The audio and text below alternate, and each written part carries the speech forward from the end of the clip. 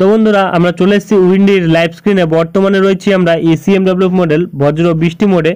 তো যেটা পাচ্ছি আমরা আপডেটে, এখানে কিন্তু আমাদের মৌসুম ভবন বলছে যে একটি অক্ষরেখা রয়েছে যেটি কিন্তু ঝাড়খণ্ড থেকে ওড়িশা অবধি বিস্তৃত রয়েছে।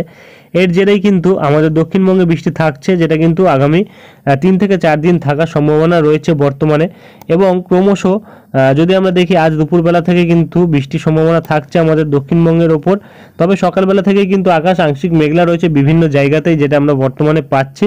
এবং ক্রমশ যদি আমরা দেখি দুপুরবেলার দিকে কোন কোন জায়গায় বৃষ্টি হতে পারে, তাহলে কিন্তু জেলাভিত্তিকভাবে বললে এখানে দেখা যাচ্ছে যে দক্ষিণ চব্বিশ পরগনা এবং এপাশে হাওড়া এবং কলকাতা এবং এপাশে উত্তর চব্বিশ পরগনা, হুগলি এবং এপাশে কিন্তু যেটা আমরা পাচ্ছি বর্ধমান সাইডেও কিন্তু থাকছে হালকা বৃষ্টি এবং নদিয়ার দিকেও হালকা বৃষ্টি লক্ষ্য করা যাচ্ছে।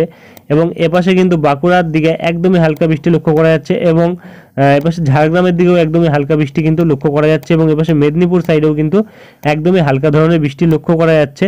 বৃষ্টি না হলেও কিন্তু কিছু কিছু সময় বজ্রপাত কিন্তু থাকতে পারে, যেটা আমরা বর্তমানে পাচ্ছি। এবং এপাশে দক্ষিণ চব্বিশ পরগনার দিকে যেটা আমরা পাচ্ছি একদমই হালকা ধরনের বজ্রপাত সহ বৃষ্টি থাকতে পারে এবং এপাশে বাংলাদেশের দিকেও কিন্তু একই পরিস্থিতি থাকতে পারে, যেটা কিন্তু বাংলাদেশের সুন্দরবনের ওপর থাকবে। এবং ক্রমশ আমরা 19 তারিখ বিকেল 5টার দিকে, অর্থাৎ আজ বিকেল 5টার দিকে আসলে কিন্তু আমরা দেখতে পাচ্ছি বৃষ্টির পরিমাণটা বাড়ছে, বজ্রপাতের পরিমাণটাও কিন্তু বাড়ছে, যেটা কিন্তু এপাশে খড়গপুর সাইডে বেশি পরিমাণে থাকতে পারে। এবং কোলাঘাট, কলকাতা এবং চন্দননগর, তার সাথে আরামবাগ, শান্তিপুর, বর্ধমান এবং এপাশে চাকুলিয়া, ঝাড়গ্রাম এবং আরও বিভিন্ন যেই সব জায়গা থাকছে জেলাভিত্তিকভাবে বললে কলকাতা, উত্তর চব্বিশ পরগনা এবং হুগলি এবং এপাশে কিন্তু হাওড়া এবং তার সাথে ঝাড়গ্রাম এবং এপাশে বর্ধমান এবং নদিয়া, এই জেলাগুলির মধ্যে কিন্তু থাকছে বজ্রবিদ্যুৎ সহ বৃষ্টির সম্ভাবনা আজ।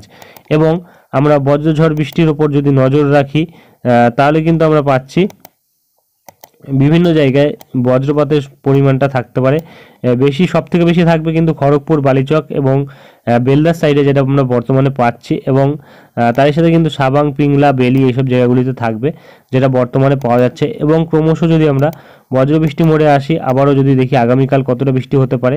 আগামীকাল কিন্তু সব থেকে বেশি বৃষ্টি হওয়ার সম্ভাবনা ছিল, তবে সেটা কিন্তু পরিবর্তন ঘটেছে। আগামীকাল কিন্তু তেমন কোনো ভারী বৃষ্টির সম্ভাবনা এবার কিন্তু পাওয়া যাচ্ছে না। তবে কিছু কিছু জায়গায় কিন্তু মাঝারি বৃষ্টি, ভারী বজ্রপাতের সাথে বৃষ্টি থাকতে পারে, যেটা আমরা বর্তমানে পাচ্ছি।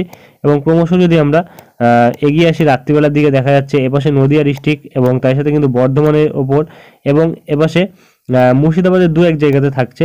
তবে নদিয়া ও বর্ধমানের উপর কিন্তু আমরা যেটা পাচ্ছি প্রায় ভারী পরিমাণে বজ্রপাতের সম্ভাবনা থাকছে, যেটা কিন্তু পান্ডুয়া, চাকদাহ, শান্তিপুর এবং কৃষ্ণনগর এবং কাটোয়া, ঘুষখারা, বোলপুর এবং বর্ধমান এই জায়গাগুলিতে। এবং এপাশে হুগলির কিছুটা জায়গা, চন্দননগর এবং আরামবাগ, এপাশে কতুলপুর, বিষ্ণুপুর এবং সোনামুখী, বাঁকুড়ার ওপর কিন্তু আমরা দেখতে পাচ্ছি বজ্রপাতের সম্ভাবনা থাকছে। এবং এপাশে কিন্তু উত্তর চব্বিশ পরগনার হাবড়া সাইডেও কিন্তু দেখা যাচ্ছে, বনগাঁ সাইডেও দেখা যাচ্ছে ভারী বজ্রপাত থাকতে পারে, যেটা কিন্তু আগামীকাল থাকার সম্ভাবনা রয়েছে। এবং ক্রমশ যদি আমরা দেখি রাত্রিবেলার দিকে, আবারও কিন্তু রাত্রি 10টার দিকে দেখা যাচ্ছে বজ্রপাতের সম্ভাবনা এবং ভারী বৃষ্টির ভারী বৃষ্টি নয়, মাঝারি বৃষ্টির সম্ভাবনা কিন্তু থাকতে পারে। এবং তার সাথে কিছু কিছু জায়গায় ঝোড়ো আবহাওয়া কিন্তু থাকতে পারে, যেটা বর্তমানে পাওয়া যাচ্ছে। এবং আমরা যদি বৃষ্টির পরিমাণের উপর মাপি, কারণ বৃষ্টির পরিমাণটা কতটা পরিবর্তন ঘটেছে সেটা আমাদের দেখতে হবে।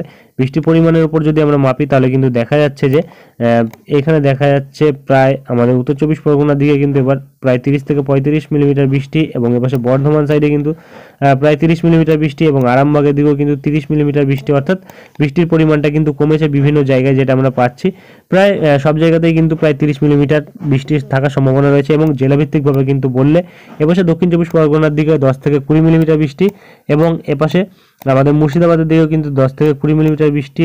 আমাদের উত্তরবঙ্গে তেমন কোনো ভারী বৃষ্টির সম্ভাবনা নেই।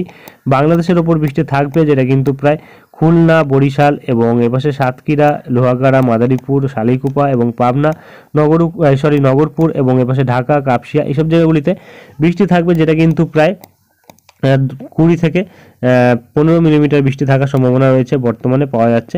এবং তেমন কোনো ভারী বৃষ্টির সম্ভাবনা কিন্তু নেই, তবে কিছু কিছু জায়গায় কিন্তু ভারী বজ্রপাত থাকতে পারে, যেটা আমরা বর্তমানে পাচ্ছি।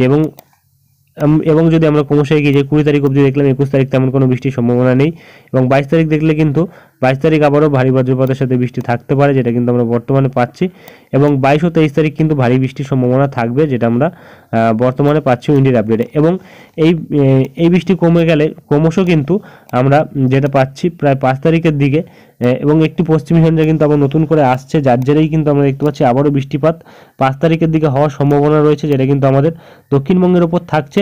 এবং এপাশে যেই নিম্নচাপটি ছিল সেটা কিন্তু ক্রমশ উপরে উঠে এসছে, যার জেরে কিন্তু এবার আমরা দেখতে পাচ্ছি বিশাখাপত্তনমের ওপর বৃষ্টি থাকছে। আরও যদি ক্রমশ উপরে উঠে আসে তাহলে কিন্তু আবারও আমাদের দক্ষিণবঙ্গের দিকে নিম্নচাপের জেরে ভারী বৃষ্টি থাকতে পারে, এবং তার সাথে কিন্তু ভারী ঝোড়ো আবহাওয়াও কিন্তু থাকতে পারে, যেটা আমরা বর্তমানে পাচ্ছি। এবং আর কিন্তু তেমন কোনো বিশেষ বড় পরিবর্তন নেই। তো এরপরে যদি কোনো বড় পরিবর্তন আসে তা আমরা তুলে ধরবো।